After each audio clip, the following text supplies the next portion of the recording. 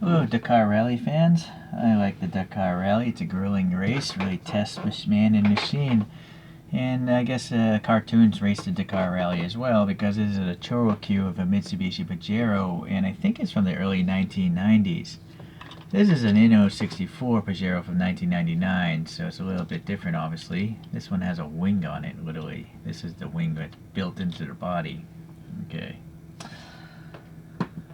So, this image is clearly a separate wing. So, and also I looked at the bottom of this thing and it's molded 19... Boy, hold on here. Let me...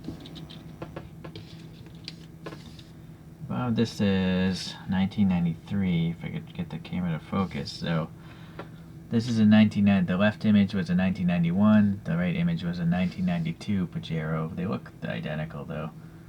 Okay, well, anyway, so this is number 20 Pajero. I don't know if that means it's the 20th cast, because over here it says number 73. I don't know why it says 350 and 20 here. On the back here it says 73, so I'm going to guess this is number 73 of the ChoroQ HG collection. High grade, maybe? It's definitely not high grade by today's standards, though. It's got the standard 5-spoke ChoroQ wheels. It's nice that it's got this blue canopy with the sliding window detail, and then some vent detail here. But the front end, I mean, there's no paint at all, right? There's a lot of molded details, but without black paint, silver paint, right? It's just kind of plain looking. But what they chose to do instead was put this crazy livery on it, like it's a crazy, like, death metal truck. It's almost like a death race vehicle. Good molding, though. Again, up here, vent details and stuff, hood pin latches or whatever. There's the motor. And then the wing itself is a separate piece with the Pajero sticker, but the back is totally blank, it's no paint. Granted, it's a red car. So, definitely lacking in details by today's standards. Standard construction, a screw in the back, a screw in the front, tab in the back, and yeah, a separate canopy there. Alright, not much to talk about because it's just missing so much paint. They put the paint in the wrong place. It does lead the question, does this thing have a normal livery, like a racing car livery? You would think that if they're going to make a racing car casting, they would have the livery of a racing car, but I don't know, because there's almost no information on these older ChoroQs online. So I am going to show, comparing to a newer ChoroQ, this is a Pajero again, but it's from 2004, I think. It does say 2004 Dakar Rally, so look at all the details they're printed on this guy. It's got molded details, but also printed details, right?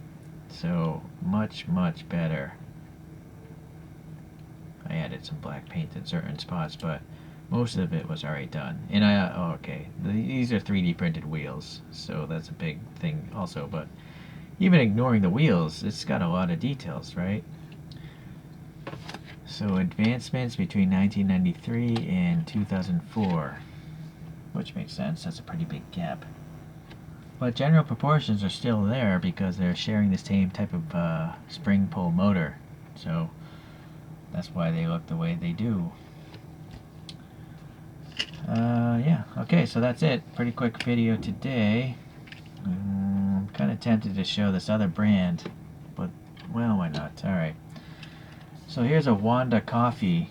This is a free promo that came with some canned coffee in Japan called Wanda. And they had this Dakar series here. And so this is a free toy. And it still has all this painted detail.